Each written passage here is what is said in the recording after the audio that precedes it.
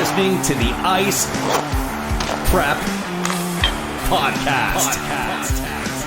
Here's your hosts, Brian and Pat. Hello, everyone. Welcome to Ice Prep Podcast. We're officially in the conference finals in the NHL, and unfortunately, there's some great teams left. But there's not oh my god, I have to watch teams left, unfortunately. For us. For us, yes. Yes, from our perspective, we both have agreed that there's not really a team that we're super duper jazzed to stay up and watch, because we're old people and we have to stay up. Yeah, it's a chore. The one thing I do like, and I was talking to a colleague at work today about this, is that whoever wins the cup, at minimum, it's been almost 20 years since their last cup win. And I got real tired of, over 10 years, we had, 4 different cup winners? That was it? Dynasties are great, but I like seeing somebody new get the chance to go up there. And, there's a world where the cup final is 2 teams who have never won it. Yeah, that'd be pretty cool. Or there's also a world where everybody in Buffalo is cheering against the West Coast and would be praying that a goaltender interference call happens against Dallas and they don't win the Stanley Cup. His foot was in the crease, Pat. His foot was in the crease. Oh, my God. So if Dallas makes it to the finals, we are going to see every Buffalo Sabres fan who has been quiet be the most vocal group of cheering for the Eastern Conference team. I think that'll be hilarious. It's going to be, regardless, it's going to be interesting. It's interesting hearing who people are cheering for now. For those that are continuing to be well, I got to choose a team, I got to go with someone. It's interesting to hear their rationale. My buddy at work, he is very much just cheering against anybody that's playing against Vegas, because he is an Edmonton Oilers fan and he sincerely believes that they were robbed. And then I point out facts and he's just shh. We were robbed. So no, it's interesting. It is an interesting series. It's I don't care about any of the teams in the East, to be completely honest with you. Carolina, it'd be nice to see them finally get over the hump and win it. I know obviously they've won in the past, but they've been so close and teetering on favorite for season after season after season after season. Well, Carolina's the far and away favorite. Let me adjust this so you can see it a little bit better. To not only make the finals, but to win the whole thing of the teams that are left. It's by a wide margin, they are the favorites. And that's really not surprising. Especially, as we stand right now, Game 1 is underway between Florida and Carolina, and Florida just took the lead in that game. 2 quick goals there. But I said this at work. I'll say it here, even though Carolina is down in the game right now. I don't see Florida making it past 5 games. I think Carolina just absolutely dominates them.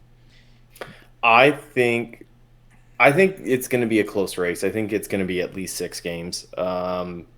And I think Florida is going to have a rude awakening when, they've already had it. They had a 5-on-3 against, because, oh, wait a minute. They actually do take penalties because they do things that are infractions. You're past it's in the first 2 or 3 games where they'll actually call everything, and then all of a sudden they're like, a whistle? What does that word mean? And then the refs just forget how to referee. Especially if Wes McCauley's on the ice. Oh, my God. Looking at this, it is interesting that the East is still more favored to win the Cup over the West. That to me is kind of surprising that Dallas isn't being given the second best odds. Like even the odds, Money Puck, which is where this is from, it's a 0.4 differential to separate on their model on who they think makes the finals out of the West. Well, so it doesn't shock me though, because the way I look at it is if Florida does get through Carolina, who is the favorite, suddenly they become the favorite because they've beaten the favorite. Well, like that's kind of I mean, that's not the scientific way to do it, but like even still, if they're able to edge out Carolina, who is the far and away favorite to win it, well, then... do you want to know something interesting along that line? Round 1, Boston was the odds-on favorite to win the Cup. Florida knocks them out. Round 2, Leafs were the odds-on favorite to win the Cup. Florida knocks them out. Carolina, the odds-on favorite. So literally they have gone into every series as the ultimate underdog. They are following the path of the LA Kings in what was that one, 2012, I think, where they came in as 8, and that, like, if somehow Florida manages to win the Cup this year, they will easily be able to say we had the toughest route to the Stanley Cup in history. Oh, absolutely. And I really also just want to say, like, I have been hearing nothing but, like, on all the friggin' talk radio, all I have been hearing is, oh, the Florida Panthers, are they the 2012 Kings? Shut up. No, they're not. They're a completely different team. They were the President's Cup winning team last season. They upgraded from that, and just unfortunately took a long time to find their groove, but they still got in. They found a way in. And guess what? They're still equally just as good. They aren't the 2012 Kings, because that was a holy crap, where did these guys come from? Yeah. That would have been if New Jersey, for instance, snuck in at 16 and then made it all the way to the end and won the Cup. That would be a parallel. This is not a parallel. This is a completely different situation. They were favorited last year, so they were still in the running in some capacity. Yes, a lot of people counted them out because they didn't know what the trades were going to look like, but at the end of the day, they aren't the same makeup. It's a completely different situation, and that comparison has to stop. It's so frustrating. They're a lot closer to the Tampa team that won in the bubble. President's Trophy gets swept in the first round. They kind of run it back. They did very little changes. Mind you, Florida did some big changes, and Tampa kind of looked a little rough going throughout the season. But once they got going, it was like, okay, look out. They're going. And that's probably the better comparable. I get why people say the Kings, because, yeah, they came in as the 8th seed. Was it game 80 or 81 or something like that they qualified? It was The whole thing with Florida was they were like, who's our goalie? And then Alex Lyon shows up and gets them in. Like, there was a very good chance that it was going to be Pittsburgh instead of Florida, but Florida found their groove. And no, it's because Pittsburgh decided to lose games that should have been gimmies. That too. That was a very, very big part of it as well. You're not wrong there. Pittsburgh then, because of Pittsburgh losing, because of them losing to the Chicago Blackhawks, that solidified the Blackhawks in third last, which gave them Bedard. Yep. So way to go, Crosby. You can, Crosby once again, the world's worst hockey player. Which is funny, because did you hear the story of him on vacation? Just being the nicest dude in the world? Yeah. What a jerk. Everything I have heard about, like, I've probably heard, honestly, 3 or 4 stories from different people about meeting him in the off season, and he always comes across as, like, the nicest person you could ever meet. Yeah. No, and look, it's coming from a personal bias of many years ago and everything like that, but I'm not going to get any sort of resolution for that because I don't know the guy, and I'm never going to meet the guy, and I'm never going to be like, you owe me an apology because of something that you said on TV that rubbed me the wrong way once. It's petty. When it's you were stupid. a 17-year-old.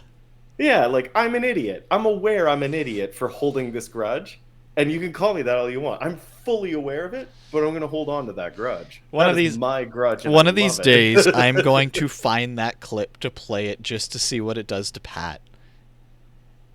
No, that'd be like showing Jennifer Garner. Do you know about that? No? Save that story Okay. for another time. Oh, Just okay, you know what? I can't just say that's like showing Jennifer Garner and then Go let's walk off. away from that. It's a quick story. For some reason, her face makes my blood boil, and I can't even tell you why. There's nothing wrong. Any movie or TV show or whatever she's been in, nothing offensive or anything to me. Just for some reason, why? Why are you doing that? That's just mean. Don't put her picture on the screen. I'm hanging up. I'm not gonna be in a bad mood. She just makes me mad. You She can't makes me furious. you can't and I say don't something know like that and expect me, the one who has control over what's on screen, to not bring something like that up. Yeah, and You've like known she's me for probably long enough. I know, and she's probably a really lovely person, and like probably does a lot of great things. Good for her. For some reason, it just makes me angry. I've always had this. I remember it happened once, and I was just like, "Why am I so mad? What's going on?" It was so weird, and to this day, I still don't know why. I couldn't tell you why. It's just a chemical reaction in my brain of anger. That is incredibly weird and out of Right? nowhere. And I'm going to switch from that to this. It's not Jennifer Garner, I promise. Okay, good. Um, though that would have been really funny to do. So this is kind of, but not surprising. So for those who can't see it, for forwards in the second round, this is East and West. Alexander Barkov, and obviously everything is supposed to go through the captain of your team. He's captain of the Panthers. Total block passes, first. D-zone block passes, first. D-zone loose puck recoveries, first. D-zone puck battle wins, first. Stick checks, first. Like, no wonder. I'm sure part of that is because Toronto just played awful, but if one of their best players is doing things like this, and thinking back to that series, they couldn't get anything going, and whenever Barkov was on the ice, it was like good luck, and this shows it. Well, and the funny thing is Barkov is normally a person that you assume is going to go out there and put points up. Like that's what his contract is for. That's why he earned his spot on that team is the numbers that he puts up points wise. But you look at he had 3 points. 3 points in total against the Leafs across 5 games. And of those 3 points, one was a goal and 2 were assists, and that was only 2 games. So he played 3 games with no points whatsoever on the board. But if he's completely shutting down the other team, you don't care. You got the wins from it. He's officially at 11 points now because he has 2 points in the game tonight against Carolina. But, like, that is lead by example. And then, obviously, the people behind him just running and checking and slashing and hitting everything. But, like, he was a big question mark for a lot of people because he's had some bad playoff years. The same with Aaron Ekblad. He got in. Wow. He was rough at the start, and it seems like every year it's like, well, he got injured, they're out of it, but this year they're getting past that little hump. Well, so Montour as well has decided that he remembered how to play hockey. Not remembered how to play hockey, dominate. Yeah. Like he didn't score to the same way that he did against Boston, but you could tell whenever he was on the ice in the series against the Leafs, and different. Yeah. He's playing a completely different brand of hockey than what he was playing previously, and like good for him. It's rare to see this like resurgence. I don't even know how old he is. I don't know. One of my favorite drinking games is putting up a picture of a random hockey player and trying to guess his age. It's unbelievable. Well, he's not that old. He's only 29. Good for him. 29. Seems like he's been in the league forever, but that's just me. But no, he's really shown that he is still clicking. He makes $832,000. Talk about a steal of a contract right now. Yeah, that's stupid. That's dumb. Like when going from Buffalo to Florida. I want to look up his cap friendly quick because whenever his next contract is, he's going to get a bit of a boost. Wait, that's Yeah. his salary. Okay, he's 3.5 million AAV right now. That Okay. must have been looking at what he makes in the playoffs or something. I don't know. He still has one more year at that, and then he's a UFA, so he's going to get himself a nice jump for sure. So I have a feeling they're going to be like, let's see if that was a fluke. And they're going to take a look at how his season starts next season. And if it continues, like, say by December, if he's still producing, I have a feeling he'll get quite the payday. Well, if they manage to win the cup, doesn't matter. He'll still make at least 5 million no matter where he goes. True. So, Yeah. um, I do want to quickly jump, though, because we're talking about who's in there right now, and we've got the 4 teams of Dallas versus Vegas and Carolina versus Florida. But there was also 4 teams that were removed from this. We That's already true. we didn't talk about any of them, did we? we kind of talked about the Leafs. I feel like the story with the Leafs, yeah, they're out, blah, blah, blah. The Leafs are going to be more interesting to talk about in 2-3 weeks from now for the remainder of the summer than anything else.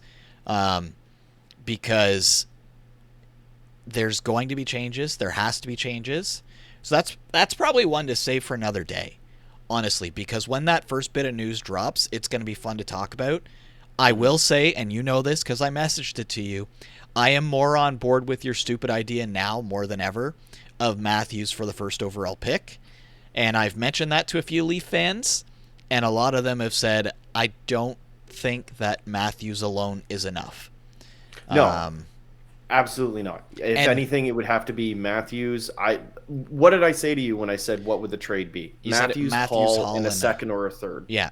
And one of the reasons why, I was like, we'll move on this. We'll do this and then jump off.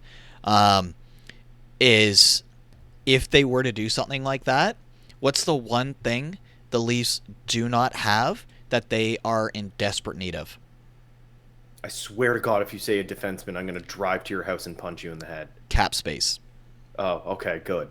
What does getting a player that makes $925,000 for 3 years do compared to a player that currently makes 12 point something, and his contract is only going to go up? So your crazy idea is not so crazy, and it was funny because you even messaged me when you said you heard it being talked about on Sirius NHL, and you were like, "Hey, I had that first." Yeah, I've been saying this for a year and a half. You I honestly literally, have. I have been saying that it is a logical move. As much as Matthews is a great hockey player, he clearly cannot keep up. And I mean, you look at Edmonton and McDavid. He got shut down, and they hard focused him shut down. He's averaging like 2 points a game, but but even still, you could tell that they were focusing him and they were trying to shut him down. The only issue is you have Draisaitl, who just decided that, yeah, I'm going to take full advantage of everything that's been given to me.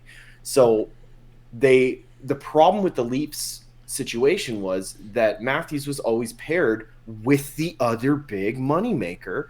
JT is obvious. John Tavares, he makes a lot of money, but Marner, they should have been separated. It should have been Matthews and some kind of weird mess of a line, then spread it over 3. Put 3 players, whoever can shut down the best, which generally tends to be Nylander. He was the best back checker out of all of them. The amount of back checking that he did was fantastic. Which is funny because he has his lackadaisical shifts, but he was the best forward for the Leafs almost night in, night out.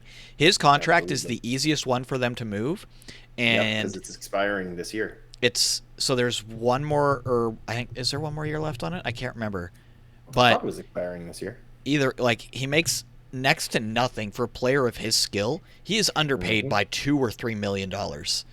And if you're a team that has a coach that does very well at getting players to go from more of a 100-foot game to a 200-foot game, you're looking at him going, that's our superstar.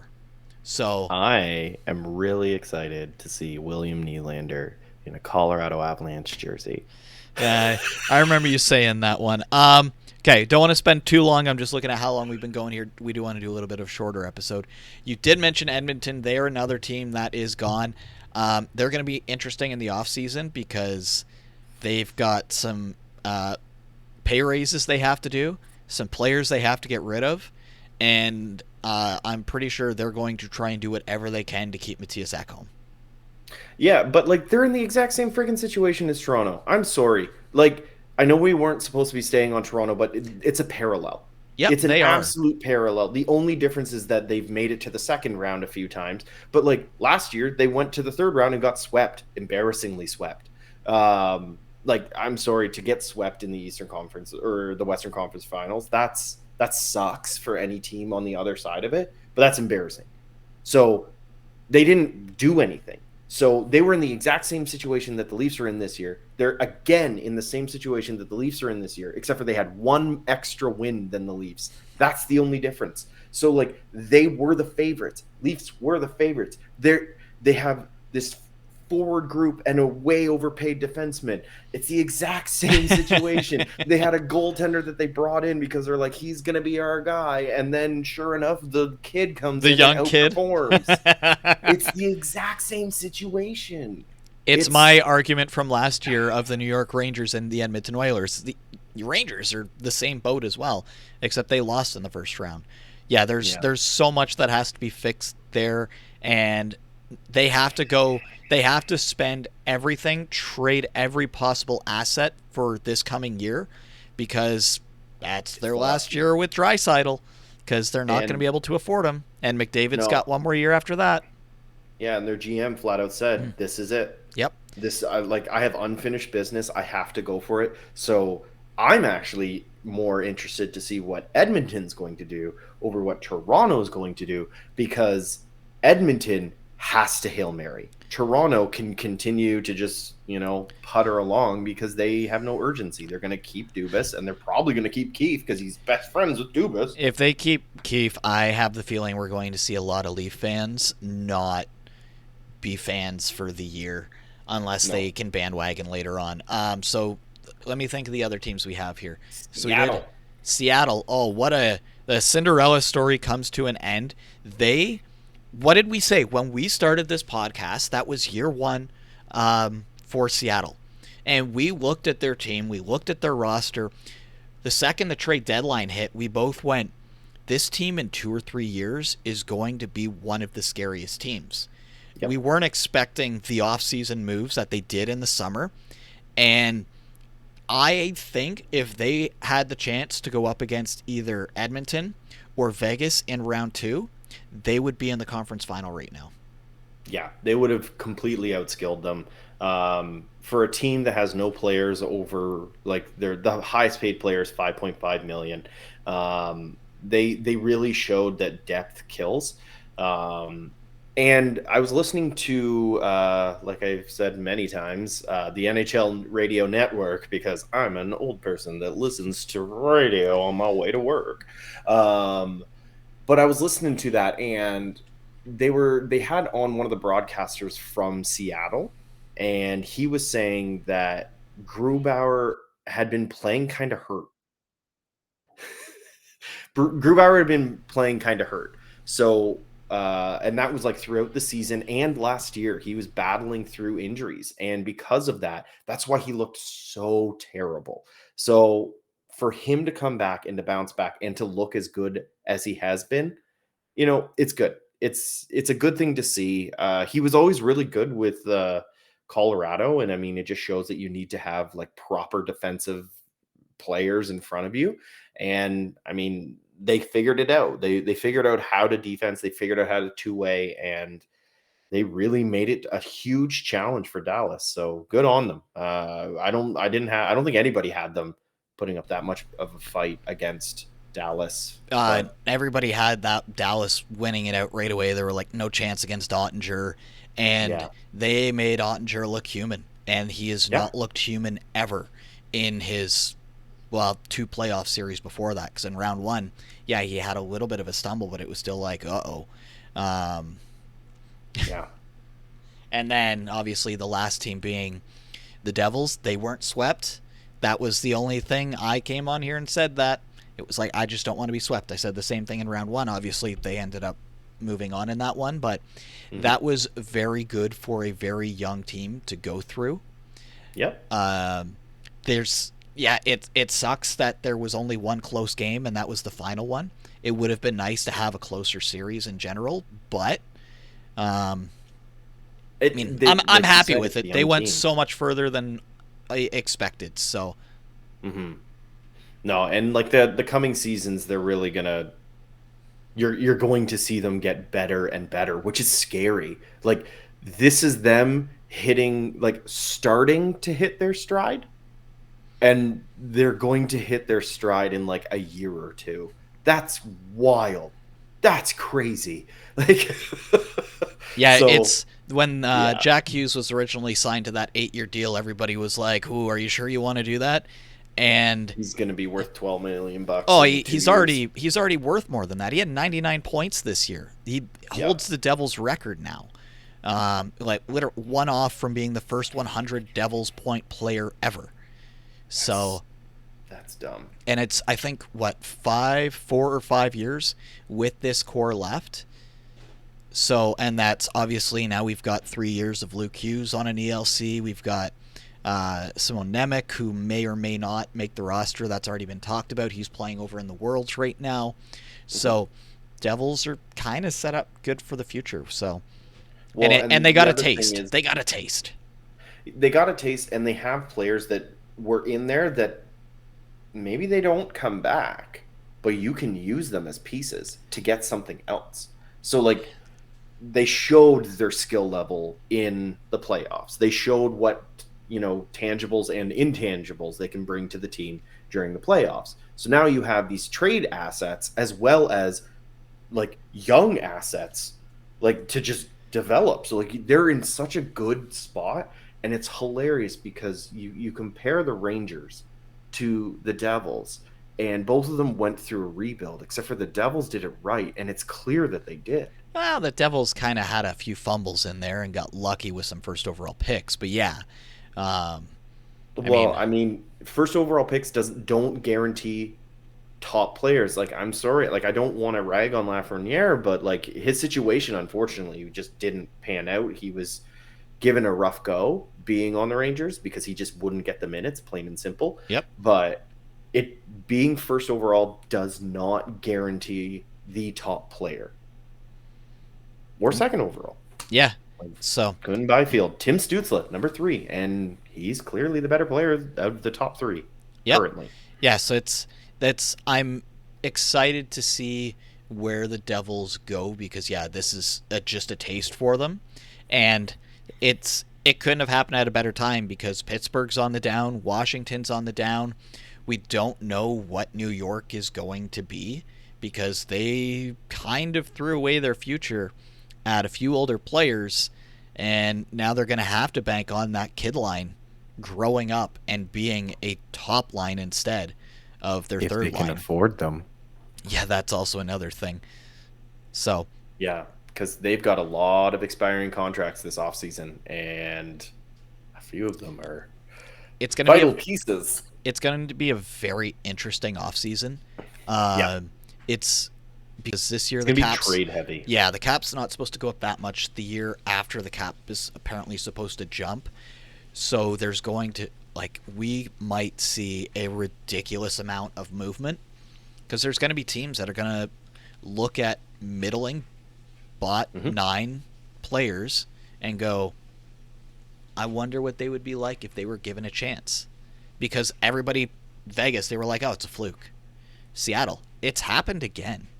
Like there are teams that have players on their third and fourth line that, given the opportunity, could be first liners. Look at Calle Yarncrook.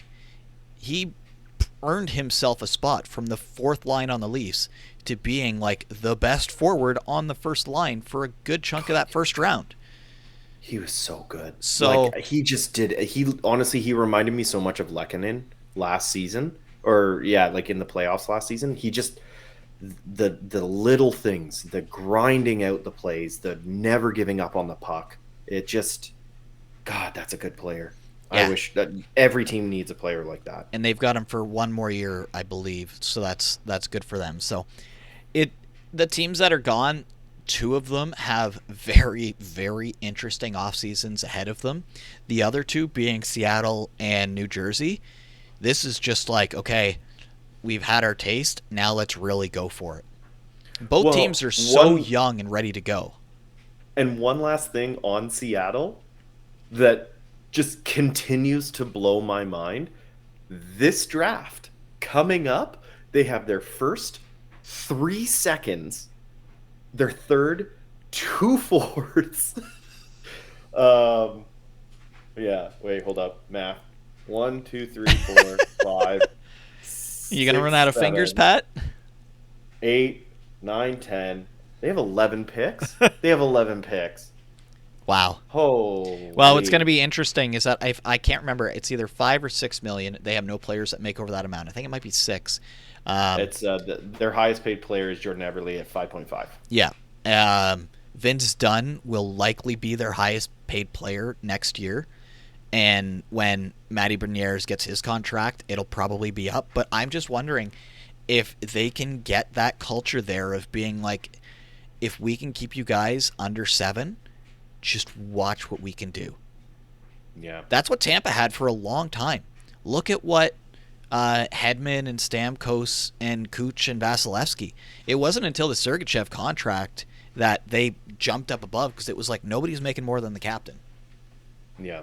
So I do also, we're going to do a tiny little segue over to Arizona just to talk about that. But the segue begins with me just quickly looking at Cat Friendly to see what picks they have. Oh my God, Brian. yes. Brian, from 20, 23, 24, and 25. So the next 3 drafts coming up in rounds 1, 2, and 3, they have 22 picks. Yep. 22. And then there's still 4, 5, 6, and 7, which they still have picks there too. Holy crap. That's insane. Well, that's the thing, is if That's they're a whole even hockey team. if they're even still the Arizona Coyotes by the time that they're able to Absolutely. do those picks. The owner has come out and said, if you didn't hear, the city of Tempe said no to the $2 billion arena thingy, whatever you want to call it. So the owner of the Coyotes came out and said, we're going to play in Mullet again next year. But the second that was announced, if you look at basically every hockey pundit that exists, they're saying one of 3 things: Houston, Kansas City, or Salt Lake City. That is where this team will end up. And if I had to put money on it, we will see a second team in Texas before 2026 at this rate. No, I full stop disagree. I believe that Gary Bettman is so stubborn that he doesn't want to look like he's failed. And he will fight tooth and nail to figure this out. Whether it's another extra year while they, the graphic that you have up there with Scottsdale, Arizona, leading the charge of where should the Coyotes build here's their how new home sad from this the is. official Twitter. Yeah, like this is how sad this is. This is from the official Twitter account. Like they're out there reaching for likes, being like, love me, somebody love me. Like, it's so bad. It's so, like, Gary has been on this fight for 20 years, and he has lost it almost every year. At some point, like, I'm wondering he is no if longer this, the commissioner. yeah, No. but I mean, he might be forced into it because the owner of the Coyotes might be like, they said no to this. I've got real estate in Houston. I'm like, they're going to run out of people that are going to want to keep this team afloat. Like the NHL pays a lot of money every year for the Arizona Coyotes to exist. Yeah, but at the same time, like, I point this at the owner. Like, this is his own fault because ages ago, when they said, "Hey, let's move to Tempe. Let's figure this out. Let's build this new entertainment district that looked incredible, and it was actually going to be very beneficial for the residents of Tempe." It really truly was. When you look at what they were going to be doing, they were going to be turning a dump, and not just a regular dump, but a dump that also had like toxic waste in it. They were going to fully clean that up and then put this entire entertainment district over top of it with hotels and apartments and all these things, and they were going to turn it into a destination. They were going to make a lot of money off of it, and he was going to foot nearly all of it. He was going to foot, I think it was something like 1.9 over 2 billion, and it was going to cost the city of Tempe 200 million. Do you know what and this they reminds would me have of? made that back. Do you know what this reminds me of? Think Calgary? back. Nope. Ottawa? Think back. When the John Labatt Center in our home, London, was originally announced, the pushback from our city was, no, this is stupid. It is dumb. And now I bring that up because they're looking at it going, when we originally had the chance to make this the size of an NHL venue, which they said no to, that's what they need now because they can't get certain things to come in because the venue can't support it. So it's Well, there was so many people people in this city that were like, no, we have to keep it as those old heritage buildings that have no use or value. It took what, almost 15 years for an abandoned building that was being held up by giant metal rods to be allowed to be torn down because it was given a heritage marker. Yeah, the heritage people in this city hold the city hostage. I get some of it, but if it's literally just there to exist because it's old, that's dumb. Yes. I'm sorry. Like, I'm also not like an overtly sentimental person, so I don't give a crap about an old building that's like literally dangerous to humans. Maybe we should tear that down. I don't care what happened in it. But like, the problem that with this entire Arizona thing was the owner didn't want to invest any money into spreading the positives, putting out a marketing campaign to be like, hey guys, this is going to be amazing. You're going to make so much money off of this, and I'm going to foot most of it. Mm-hmm. Instead, he did a bootstrap campaign, which was pretty much hoping word of mouth would carry it. And then all of the old people that literally look like prospectors in Tempe, Arizona, got their money together, pooled it together, and did a $2 million campaign to oppose this arena. And surprise, surprise, who won? The people with the money that invested it into it. Yeah, the owner of the Coyotes basically had the Coyotes players going out door to door. That was about it, or putting PSAs up on Twitter. It was not a good look. It is so bad. It is so dumb.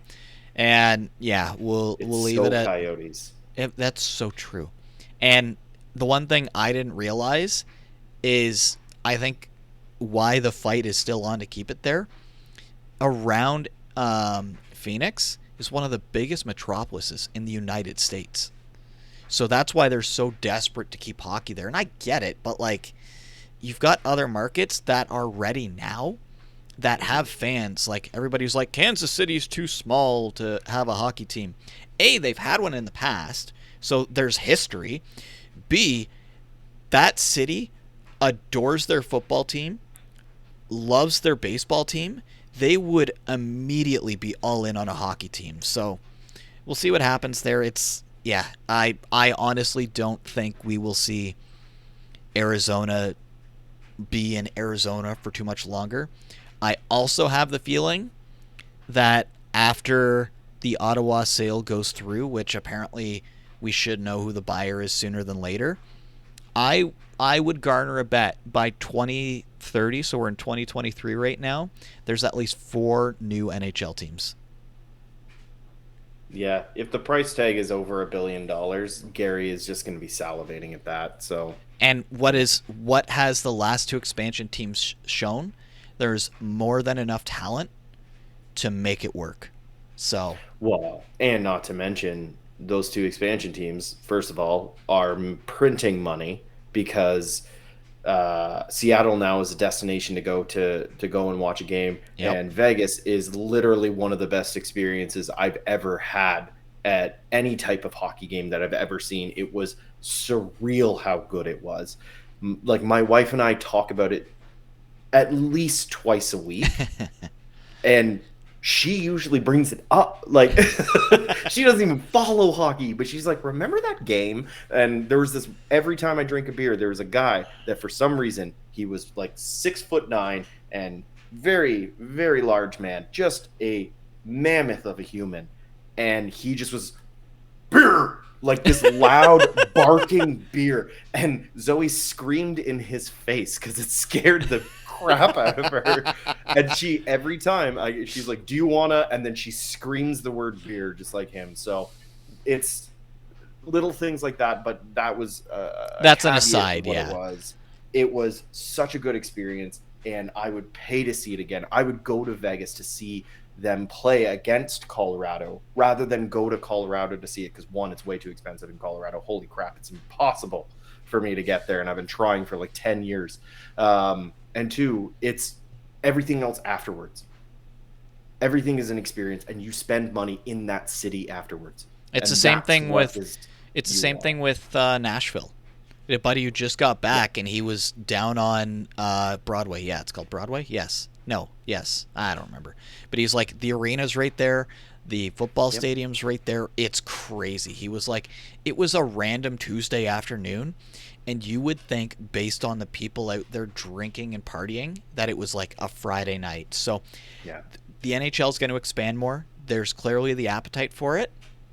And, I mean, expansion teams have shown they're going to be good when they come in. Not everybody's going to be Vegas Cup final first year, but I mean, there's more and more people starting to play hockey, and there's more and more good players that are starting to play hockey. They need a place to play hockey. Yep. And that's a reality. And I know that not everybody can be pro, but there should be room for more people to be pro in the NHL level. They can go overseas, but a lot of North American players want to play near home. They don't want to play in, Czech. Nothing against it, but they want to play near their family. On that note, not to cut us off there, we're gonna end the podcast one a little longer than we thought, but that's all right. Anything you want to add, Pat, before we end this episode? Why are you saying it with that smile? What are you saying? Are you saying I should be lifting up my hat to show what I've done to myself? Yeah. So I'm not gonna name names. They're going to announce it on their own time. But a person that's very close to me, a family member of mine, is going through cancer, and myself, I said that I would shave my head in solidarity during their chemo, and they have begun the process. So I am now, for the first time in 20 years, I thought about it. It's been 20 years. I have shaved my head. I went down very, very short. I'm still unsure on how I feel about how it looks. As I said to you the second you sent me a picture, I was like, that suits you. Yeah. So, I mean, some people don't look good with short hair, honestly. And you don't have a wonky shaped head, Pat. That's like step one. Yeah, no, I know. Thankfully I used to do this all the time when I was a kid, but no, I know this is what it's gonna look like. Probably, it's voluntarily or not, it's gonna look like this at some point. So I might as well get used to it. But yes, so screw cancer. It sucks. I think that's, no matter who you are, I think everybody can agree. Yep. Cancer sucks. Yes, it does. Yeah. Just in general, my usual sign off. So keep your family close and hug all your loved ones and all that jazz, and enjoy the Stanley Cup semifinals. What the hell? Yeah. When did that happen? Right? That's crazy. But yeah. And happy long weekend, all our Canadian friends. Hooray. Yeah, I'm off next week. Woo! Vacation! Woo! I leave to go camping in like 12 hours. Yay! Ooh. Okay. On that note, bye! Bye!